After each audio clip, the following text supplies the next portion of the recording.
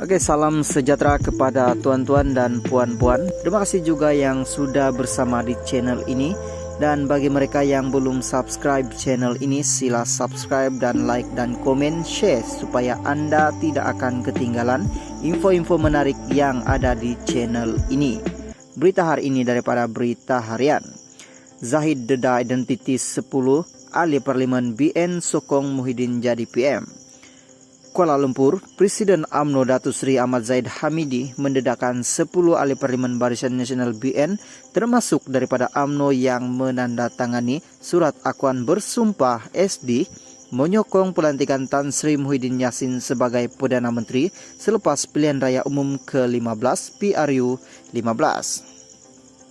Pendedahan itu dibuat pengurusi BN yang juga timbalan Perdana Menteri ketika berucap pada sesi taklimat khas Presiden UMNO yang diadakan secara tertutup sempurna Persidangan Agung UMNO 2022 PAU 2022 di Pusat Dagangan Dunia WTC Kuala Lumpur hari ini.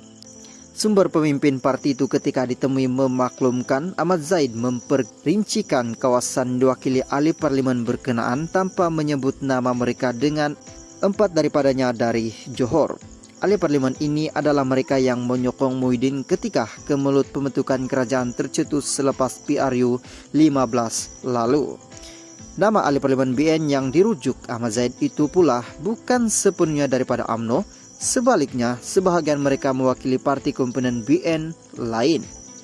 Mereka diminta untuk membatalkan SD tanda tangani untuk menyokong Muhyiddin. Dan semuanya akur dengan arahan itu kerana parti tidak membuat sebarang keputusan untuk menyokong sama ada PN Perikatan Nasional atau PH Pakatan Harapan ketika itu, katanya. Melalui taklimat sama juga, katanya Ahmad Zahid mendedahkan cobaan pihak tertentu yang mahu mendesaknya supaya berundur daripada pengurusi BN, namun gerakan itu berjaya dihalang.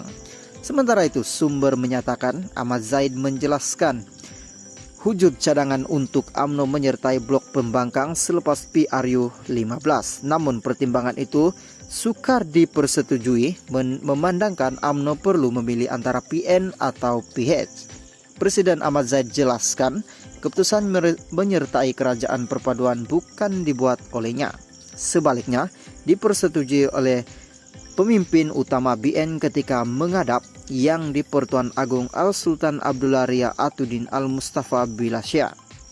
Syarat ditetapkan UMNO ketika mengadakan rundingan dengan PH adalah kerajaan yang dibentuk adalah kerajaan perpaduan bukannya kerajaan PH. Sebelum ia dipersetujui, pemimpin PH katanya. Sementara itu, ahli Majlis Kerja Tertinggi MKT UMNO, Datuk Seri Johari Abdul Ghani, ketika ditemui selepas sesi khas itu memaklumkan kunci utama taklimat disampaikan Ahmad Zahid semalam adalah menekankan supaya tiada pengkhianatan dalam perjuangan parti. Salah satu perkara yang Presiden Ahmad Zahid tekankan bahwa dia tidak mahu dalam UMNO berlaku pengkhianatan dalam parti. Makanya, waktu bila kita pergi berpertandingan parti pilihan raya, ahli parti yang datang adalah UMNO juga menyokong parti itu. Parti lain. Itu bermaksud dia jangan ada pengkhianatan dalam perjuangan parti UMNO, katanya.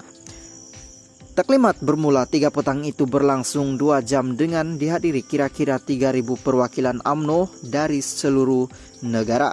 Dalam pada itu, pengurusi BN dan UMNO Terengganu Datuk Seri Dr. Ahmad Said berkata, UMNO percaya demi masa depan parti, penyatuan bersama PH serta pembersihan parti perlu dilakukan daripada mereka yang mensabotaj UMNO dan BN dalam PRU 15, lalu atas berbagai alasan. Melalui penyatuan dalam kerajaan perpaduan dan pembersihan selain hala tuju baharu, parti ia boleh mengkukuhkan kembali UMNO dan BN untuk bersaing dalam PRU akan datang, katanya. Salam sejahtera kepada seluruh warga Malaysia. Terima kasih masih berada di channel ini. Bagi mereka yang baru bergabung di channel ini, sila tekan subscribe like, komen, share supaya Anda tidak akan ketinggalan info-info yang saya akan sampaikan di channel ini. Berita hari ini saya mau kongsikan kepada Anda berita sinar harian Game On. KJ beri isyarat jelas tanding jawatan Presiden UMNO. Syalam, bekas Ketua Menteri Pemuda UMNO Khairi Jamaluddin Abu Bakar pada Selasa secara jelas telah memberikan isyarat bahwa beliau akan bertanding mencabar kedudukan Datu Sri Dr. Ahmad Zahid Hamidi sebagai presiden dalam pemilihan parti itu. Kenyataan tersebut sedikit berbeza berbanding sebelum ini yang seakan berselindung apabila ditanya mengenai kemungkinan bertanding bagi jawatan nomor 1 parti itu. Beliau sebelum ini hanya memberikan respon agar semua pihak menunggu apa tindakan selanjutnya apabila diajukan soalan oleh pengamal media. Sekiranya jawatan tersebut dipertandingkan, ia merupakan kali kedua Khairi menawarkan diri bertanding bagi jawatan berkenaan selepas 2018.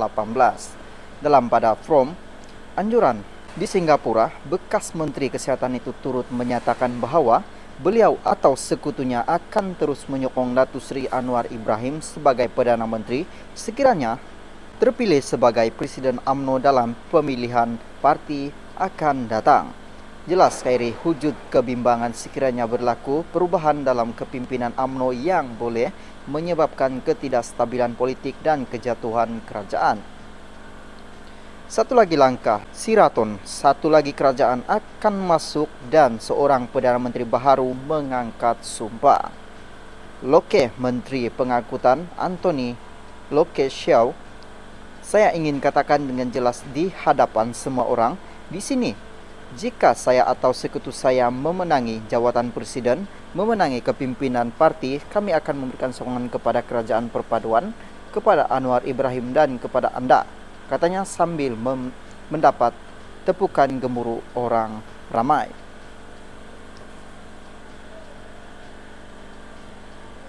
Forum berkenaan turut dihadiri Anthony yang juga merupakan setiausaha agung di EP. Menurutnya lagi, pemilihan UMNO yang akan datang adalah segala-galanya dengan parti perlu diperbarui, relevan dan berehat dengan tenang. Khairi sebelum ini mendesak Ahmad Zahid mengambil tanggung jawab melepaskan jawatan susulan keputusan buruk UMNO pada pilihan raya umum ke-15 PRU15 yang menyaksikan parti itu hanya menang 26 kursi parlemen. Bagaimanapun, Ahmad Zahid dalam respon balasannya menulis komen di salah satu hantaran bekas ahli parlemen Rembau itu meminta Khairi bertenang dan memaklumkan bahwa pemilihan parti bakal berlangsung dalam tempo 6 bulan selepas pilihan raya. Dalam perkembangan terbaru, ahli parlemen Bagang Datu Sri bersedia